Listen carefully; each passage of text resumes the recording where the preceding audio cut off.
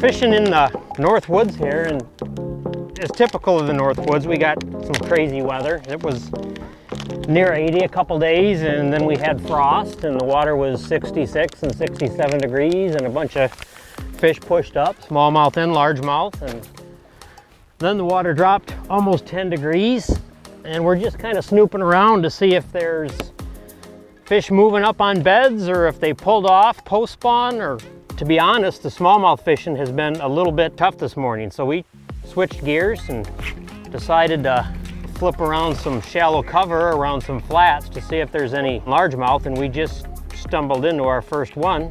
So there's quite a bit of cover in this little bitty area here, so we're gonna pin the talons down and make a few pitches around and see if we can't find a couple more. I'm surprised that there's not, when we first came up on this, looking at the 360, there was didn't want that. There was clearly some bluegill beds on that far side, and I'm not seeing any here. Usually the gills come up a little bit after the largemouth, but with the weird weather we've had this last week, I feel like things are a little bit mixed up.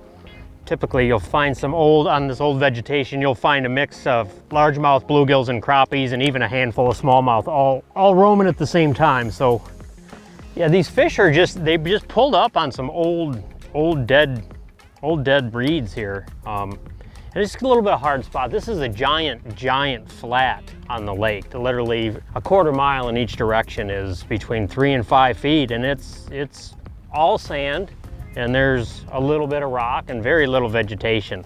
There's smallmouth typically spawn all over a flat like this, and you'll see smallmouth roaming. We've seen a couple that are on beds, but the largemouth, if you find one little chunk of cover, they'll go to it like a magnet. And these fish will probably, some of them will probably spawn here, some of them will move on and probably find a tree or a dock post or something to spawn on. But this little bit of cover in such a huge area is like a gold mine if you can find something like this. The largemouth really gravitate to it. You'll find some smallmouth roaming it, but they'll typically won't stay long. They'll move on and find some gravel to bed up on. But the largemouth they'll hang on this thing and chase bluegills and eat. There's a ton of crayfish in here. They'll eat crayfish and probably anything else that swims along. So if you can find that on a flat, it's something you certainly want to pay attention to.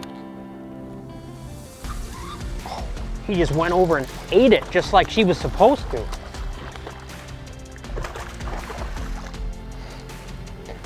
Got her pinned right in the snoot.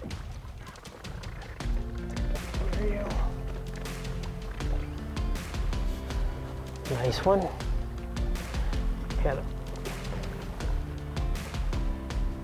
Those red lines are sticky. That's hard bone up there. That's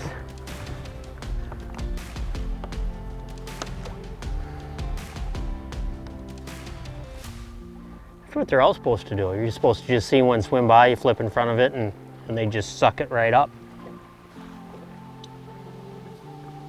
You know, when I'm flipping into this dead vegetation is clumpy, but the bases of it are thick. So, you know, if a fish isn't, the water's clear, but there's certainly probably, once the bait loses that first foot of the water column, it's probably going to disappear to a fish if they don't see it falling. So I just think slowing down that rate of fall in this scenario probably can't hurt.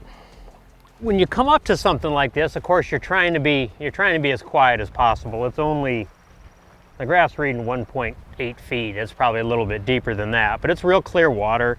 You're trying to be as stealthy as possible, and ideally you want to keep your distance and kind of pick it apart.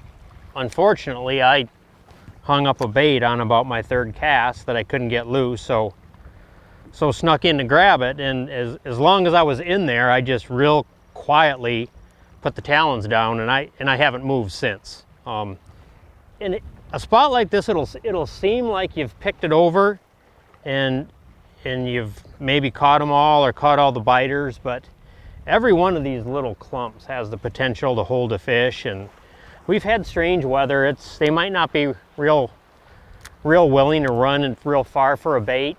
So you just kind of stick to your guns and be thorough and try and flip to everything that's around, you'll be surprised at how many fish will keep biting in a small area like this. So you just kind of got to keep after it and be as stealthy as you can. I got a little bitty weight on here, 3/16 ounce, trying to, there's a little bit of chop on the water probably helps. But you're just trying to be quiet, not make a whole lot of noise, and be thorough. Sticking with trying to be quiet, I think I'll probably just pull my talons up just enough to let the boat release and not even touch the troller and just kind of drift out of here. And you always kind of, when you're drifting off of a spot or moving through a spot like this, you always kind of want to fish the direction you're drifting, just so you're not going to blow over something that you wish you hadn't. Anything that's behind me, I can always come around and hit later, but you basically only get one shot at what's in front of you. There we go. That doesn't look right. Oh, it is. It's a largemouth. I thought it's a little guy. I saw a whole lot of twisting and flashing going on, and I thought it was a pike. If I'm not mistaken, that one was just kind of out on the sand, almost roaming the edges. Fish is a little pale, like maybe it kind of just moved up, maybe. I don't know. This is a pretty simple setup here. This is an old school Loomis MBR 844 IMX. Anyone that's followed the history of Loomis probably knows that this was like a legendary rod, and I've had this one since it came out. So I don't know the exact date, but I got it when I was in college. So that's a long time ago. It's probably close to 30 years old, this rod. So it's got like some sentimental value, but it's real simple setup, right? 7 foot, medium heavy, 20 pound, Suffix Advanced Fluorocarbon, red line, 3/0 hook on this one, and straight shank hook. I'm always a big fan of straight shank flipping hooks. I feel like it gives you just a lot better gap on a bait. And then kind of an old school Calcutta 200, which is not as old as the Loomis, but it's getting a little bit long in the tooth. But that's kind of your standard pitching setup. Nothing real fancy, real simple. It's long enough to give you good leverage on hook sets and drag fish through this little bit of cover, and not so unwieldy where you're trying to manipulate in kind of tighter quarters with a super long rod. So I like that 7 foot to 7.2 rod for something like this. And that's about all you need. Oh, there's a bite. Another little guy. It's a brown one. He lost. I just got the plastic balled up in his yap.